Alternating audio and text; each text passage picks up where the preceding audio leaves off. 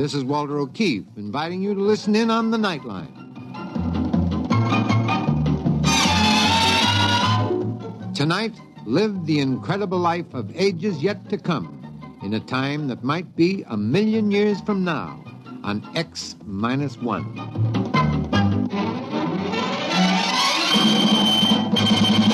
Now, an incredible story of the world beyond. Countdown for blast-off.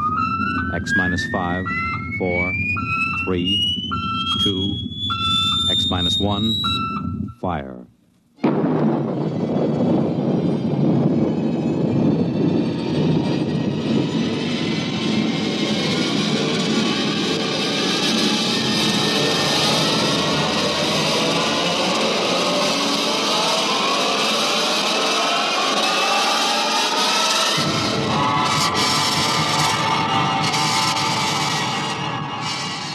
From the far horizons of the unknown come tales of new dimensions in time and space. These are stories of the future, adventures in which you'll live in 1,000,000, could be years on 1,000, maybe worlds. The National Broadcasting Company, in cooperation with Galaxy Science Fiction Magazine, presents X-1.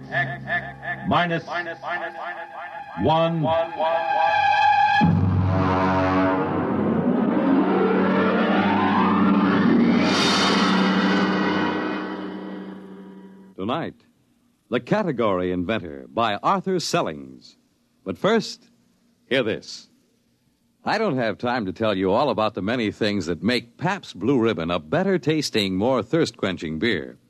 Besides, you're more interested in how it tastes than how it's made. But one thing you should know. Experience is the most important ingredient in any beer. And Pabst is the product of America's oldest national brewer, established 1844. Pabst of Milwaukee.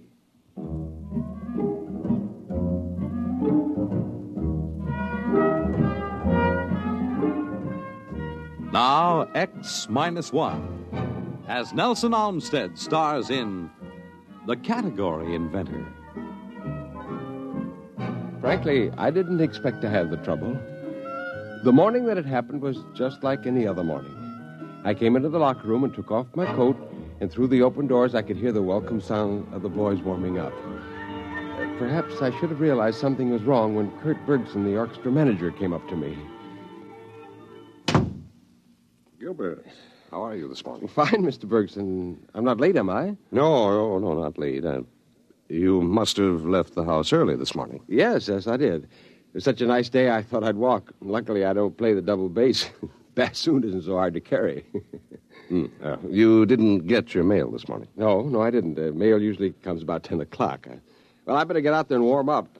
Gilbert, I wish you hadn't gotten your mail this morning. You see, I have to let you go. What? What do you mean? Why? What's the matter? Well, you understand. But there's a concert tonight and tomorrow night.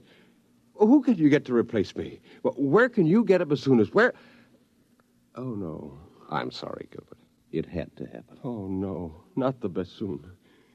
The timpani I can understand and the piano, but not the bassoon. I'm going out there. Don't, Gilbert. Don't. You'll just be unhappy. Now, let me by, Mr. Bergson.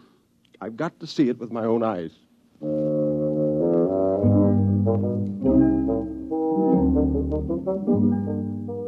Of course, it was bound to happen. Where my music stand and chair had been stood a gleaming coppery robot. His music stand was attached to a bracket that came out from his forehead, and his electronic scanning eyes were blinking and ready. He had 7 fingers on each fully articulated hand. His lips were precast in perfect bassoonist embouchure, with flexi-plastibutyl skin adjusting to the reed.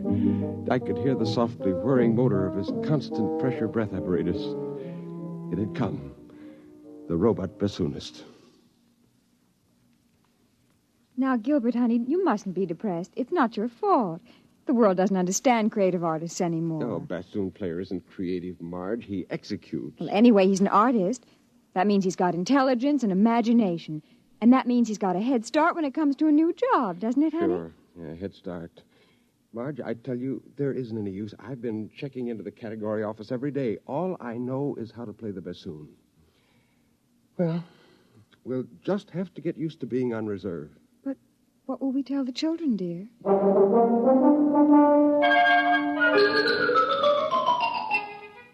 And then, of course, one day the household robot broke down in the middle of breakfast. Gilbert! Well, what is it? What? The robot right in the middle of getting breakfast, it exploded. I'll ring Center. Oh, but the children will be late to school. Call in, Michael. Well, there's not much use in their hurrying if there's no breakfast, is there? Well, I'm trying. You think it's easy making breakfast by hand? No. Don't just stand there. Do something. Oh. The children won't get any breakfast, and they've got enough to put up with. Well, what do you mean by that? What exactly have they got to put up with? Look, I haven't got time to argue with you. Which one of these tubes is the orange juice concentrate? I think that's ketchup. Look, turn it off. Oh, you jammed it. Oh, it's been like this ever since you stopped. Ever since I what? Oh, keep your hand over the ketchup. It's flooding the kitchen. Ever since what? Ever since they put me on reserve, that's what it is, isn't it? Listen, if you think... Oh, that confounded robot always in the way. I ought to... If you're going to use foul language, you might at least keep your voice down. You know what sharp ears the children have. Oh, so now I'm a corrupter of my own children. Well, let me tell you that... What's that? The Henomat. I said it to synthesize fresh eggs. It's out of control. Oh, Gilbert, there goes the ketchup again. No. Do something.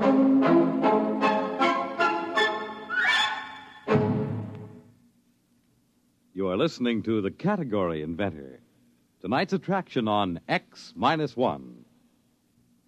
Each year, increasing thousands of Americans stricken with multiple sclerosis turn the inventor.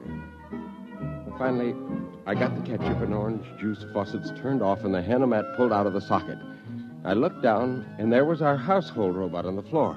It was all its fault, it and millions of its kind. Suddenly, all the frustration of the last few months focused on the robot, and I kicked it.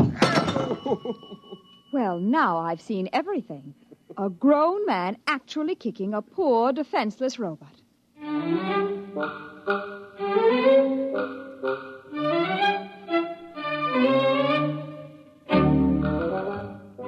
I was expecting the mechanic from Robot Center when the door buzzed. I opened it, but it wasn't the mechanic.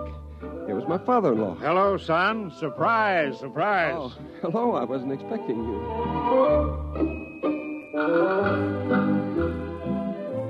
George is a politician, and they haven't yet found a robot that can take that trade over. Right behind him was the mechanic from Robot Service. However, he wasn't the mechanic, he explained. Actually, you see, I'm a robot therapist, Huh?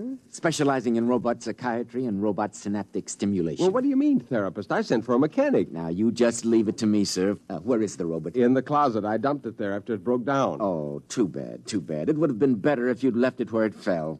Failure attitudes often give invaluable pointers to the cause of breakdown. In here? Yeah, that's right, in the kitchen closet. How do you like that? They got psychiatrists for robots. Well, certainly, son, that's the way things are now. They're branching out, keeping one step ahead of the robots all the time. Man's got to be adaptable. Now, you take old Tom Angel. Old Tom up and registers himself as the first of a new generation of reading card verse writers. He was first in, so he got charter rights. Now, you got the idea? Once you get in the progressive mood, you're all set. Yeah, funny kind of progress, dusting off a defunct custom. Yeah, well, nowadays, a man doesn't have to fight for a job. All he has to do is to invent one. That's one of the platforms of our party, the party that stands up for the reservist rights. Why, you know, it was our party who saw to it that every family worker and reservist alike had a robot of his own by inalienable rights. No, I'm sick and tired of having a robot of my own. I'd be perfectly happy if there weren't any robots at all, especially the ones that sit in their chromium-plated tails in chromium-plated orchestras playing chromium-plated bassoons. What? Why, Gilbert, you don't know what you're saying. You're talking like a Luddite. Oh, I am I? What's a Luddite? It's history. They were the people who broke up the first power machines 200 years ago. Well, if that's the way you Hold feel... it now, son, wait a minute, hold it. Well, what is it? What's the matter now? Pop, I've got it. Excuse me, I'm on my way. Mr. Perry, I just gave your robot a tape audio in there, and the results were sad. Yeah, well, look. Sad. Yeah, look, I'm busy. I'll talk to you later. That robot has developed a severe guilt complex. Guilt complex? That's right. Oh, they're sensitive, you know. Once they get the idea their owners aren't happy, they brood about it. They make mistakes, and that makes them feel more guilty. You just have to keep these robots understanding that you're happy. finally I got away from the robot psychiatrist. The category office was crowded with reservists hanging around with the slender hope of getting in a hot tip. I went into the first booth and spoke to the robot clerk. Yes, sir. You wish to file a category. I have your name and other information now. Nature of category. Neo-Luddite. Repeat, please. Neo-Luddite. Definition? The lawful opposition to the robot economy. Now, let's see a robot take over that job. Classification of category. Political. Your application will take a short time to check. This machine sends a copy to the registry below. They carry a complete file of all categories. Was that it? I'm sorry, sir, but your application has been rejected. What? The category office extends its sincere regrets and trusts this will not deter you from making further application at the category office. Now, you listen here, you metallic mouthpiece. That application is legitimate. Now, nobody's got any right to reject it. Now, you can't just stand here. Sir, you are overexcited. The supervisor is on his way. Ah, Mr. Perry, you're upset, eh? Well, you understand we dislike having to turn down anyone's application. Now, listen. Now, that category I put forward is perfectly good. I've got a right to be heard. An opposition party is just what's needed. Well, of course it is, Mr. Perry. I was only trying to tell you that you couldn't register that category because it was registered years ago. What? Yes, the Humans Only movement is a recognized party, even though it's never managed to win an election or attract many adherents. But the movement does have state backing, funds, officers, the same proportion of salary to officials, members, the same as the two big parties. Better luck next time, Mr. Perry.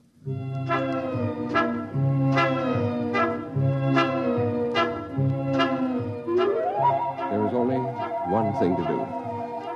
Start all over again with some of the lines. Study and study until I could do it as well as I could play the bassoon. But what line? And how could I be sure that it wouldn't be taken over by the robots? I was walking along the street, and then suddenly a soundy ad jumped up out of a hydrant at me, and I popped it and listened. Are you on reserve? Are you tired of being unemployed? Don't fret. Contact the C.P. Jones Bureau, Category Inventors, Room 53, Universe Building.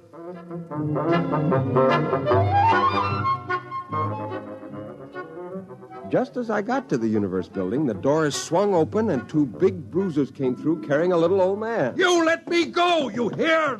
Let me go! I'll have a writ served on you. A man's got his rights. Now you let me go. Let me go.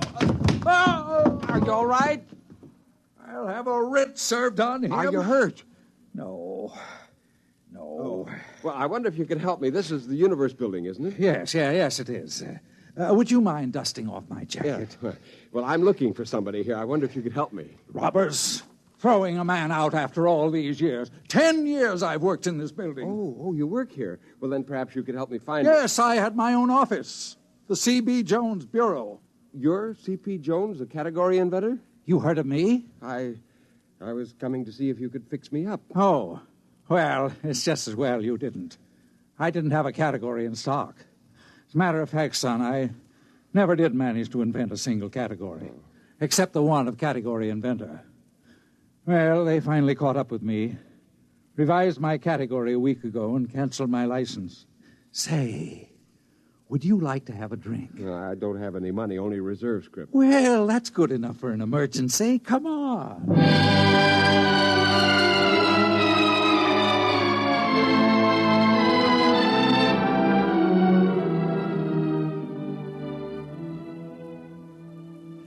You see, it didn't cost him anything. My fee was only payable out of salary if and when I delivered.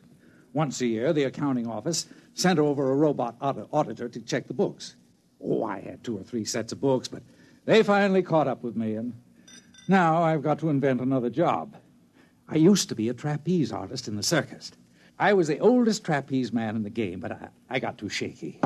Have another drink. Yeah, well, it's my turn to buy. All right, but say, after we finish this round, let's move to a real bar.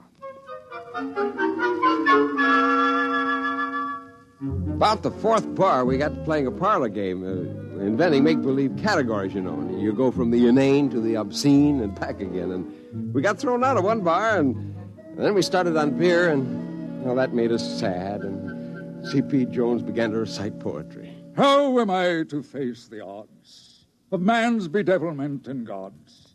I, a stranger and afraid, in a world I never made. Say, did I ever show you a one-handed nip-up from the chandelier? I used to be an acrobat, you know. Alley-oop!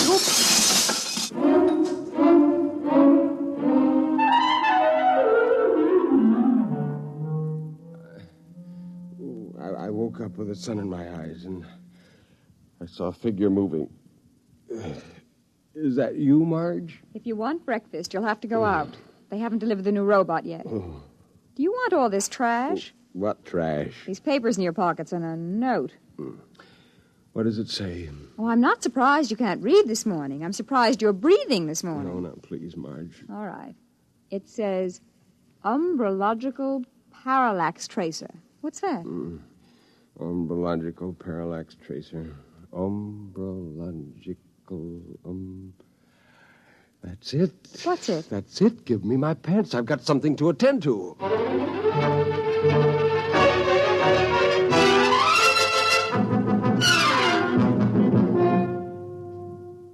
Well, I'm glad to see you, Mr. Perry. Trying again, eh? Yes. Category, umbrological parallax tracer. Well, most interesting.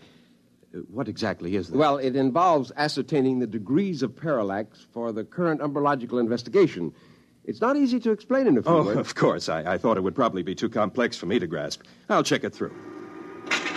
Frankly, I don't understand half the details of the categories that we... Well, let's see now. Oh, dear. What's the matter? The West Town office has already admitted an application this morning for an umbrological parallax correlator. Uh-huh. Now, you'll have to prove that the two functions are distinct and separate. Umbrological parallax That wouldn't have been a Mr. C.P. Jones, would it? Why, yes. You know each other? Well, yes, we should have met this morning and filed our categories together. But a parallax tracer is entirely different from a parallax correlator. You see, a parallax can be correlated in a dialectical opposition in a conjunction to and with it being traced. Now, to put it more simply... Well, that's perfectly all right. I'll see that the distinction is made. Well, your charter will be mailed to you within a few days. I suppose you'll want to share offices with Mr. Jones? Why, yes, sir. Yes, I suppose so. Very well, then. I'll have the offices assigned. Congratulations, Mr. Perry. You're off reserve.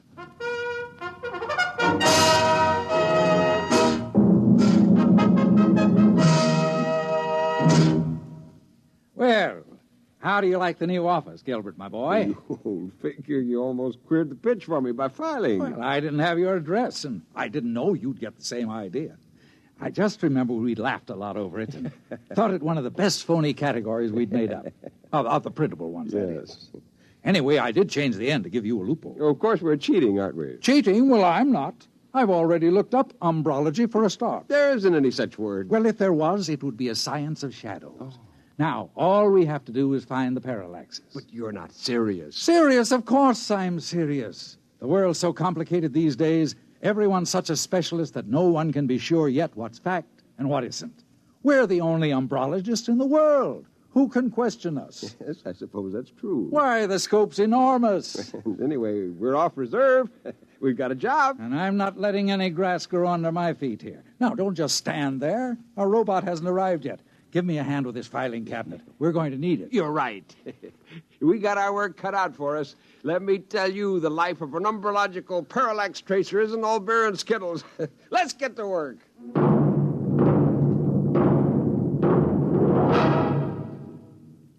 Fred Collins again, and I'll have a word for you about tonight's X-1 in a moment.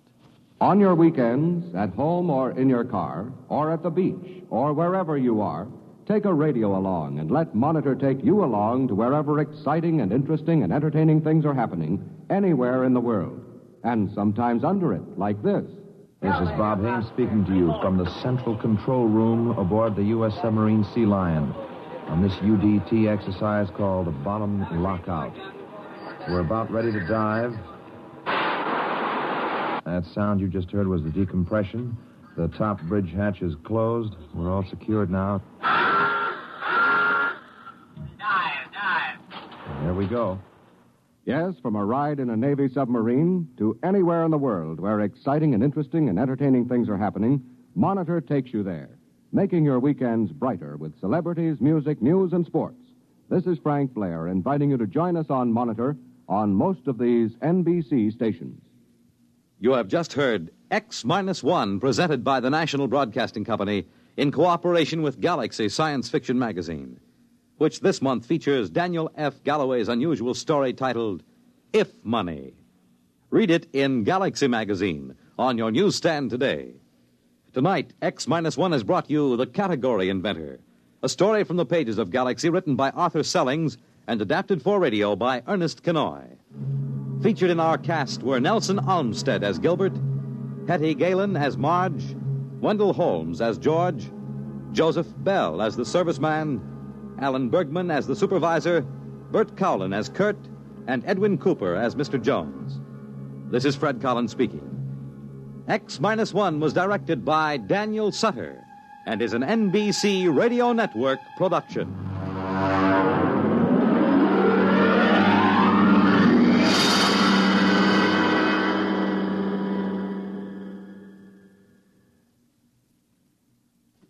There's excitement in the air at night, and Nightline brings it to you.